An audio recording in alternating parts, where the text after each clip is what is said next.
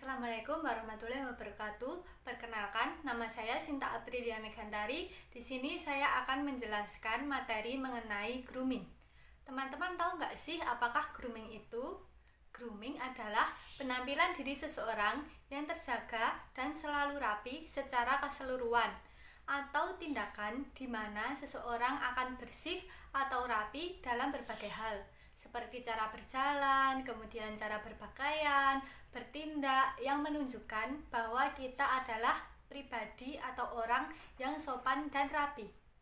Ada 3 hal yang menjadi fokus utama dari grooming, yaitu yang pertama adalah kesan pertama, kemudian ada etiket dan etika, yang ketiga ada penampilan yang menarik. Pengertian dari kesan pertama yaitu penampilan, tatapan atau pandangan seseorang, kemudian ekspresi wajah, sikap tubuh, dan suara ketika berbicara pada waktu pertama kali.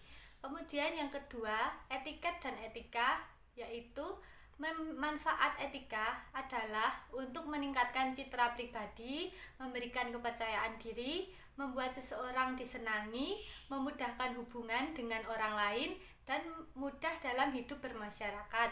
Seperti contohnya etika ketika kita makan, etika ketika kita berbicara dengan orang lain. Kemudian yang ketiga ada penampilan yang menarik. Penampilan yang menarik dan sopan merupakan bentuk dari citra diri yang terpancar dari diri seseorang. Penampilan dapat menjadi salah satu alat komunikasi antar individu.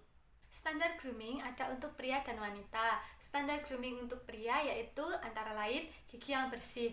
Gigi yang bersih dan nafas yang segar tentunya akan menunjang penampilan. Kita akan nyaman ketika berbicara dengan orang yang kebersihannya terjaga. Contohnya seperti gigi yang bersih dan kemudian tidak ada bau mulut. Kemudian yang kedua yaitu rambut yang rapi. Untuk pria alangkah lebih baik jika rambut dipotong rapi dan tidak menutupi pandangan. Bagian belakang rambut tidak menyentuh kerah atau bagian baju. Kemudian yang ketiga yaitu kuku yang bersih. Untuk pria alangkah lebih baik jika tidak memanjangkan kuku terlalu panjang dan menjaga kebersihan kuku. Kemudian yang keempat yaitu menggunakan pakaian dengan bersih dan rapi. Alangkah lebih baik jika pakaian disetrika dan ditata dengan rapi. Kemudian menggunakan pakaian yang sesuai dengan acara yang sedang dihadiri atau menggunakan dress code yang sudah ditentukan. Kemudian yang kelima yaitu menggunakan alas kaki yang sesuai dengan acara atau kondisi. Misalnya ketika kita bekerja, kita bisa menggunakan sepatu kerja, pantofel, atau lain sebagainya. Kemudian jika kita sedang bekerja di luar ruangan yang keadaan atau kondisinya tidak mendukung menggunakan sepatu yang formal, alangkah lebih baik kita menyesuaikan kondisi pekerjaan kita, seperti menggunakan sepatu boot sesuai dengan keadaan lapangan atau sepatu sneakers yang bisa digunakan untuk santai juga ketika bekerja. Standar grooming wanita tidak jauh berbeda dengan standar grooming pria, yaitu yang pertama, riasan wajah yang sederhana dan tidak terlalu menor. Riasan wajah ketika kita bekerja maupun pada acara tertentu sebaiknya tidak terlalu berlebihan. Yang kedua yaitu gigi bersih. Sama seperti pria, wanita juga harus menjaga kebersihan gigi dan bau mulutnya.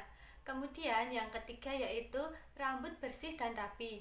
Rambut sebaiknya ditata dan dirapikan sesuai dengan acara yang sedang kita jalani, atau ketika kita berada di kantor sebaiknya rambut dirapikan agar tidak mengganggu ketika bekerja. Jika kita menggunakan jilbab, sebaiknya gunakan jilbab yang modelnya simple dan tidak terlalu panas. Kemudian yang keempat yaitu kuku bersih dan tidak terlalu panjang.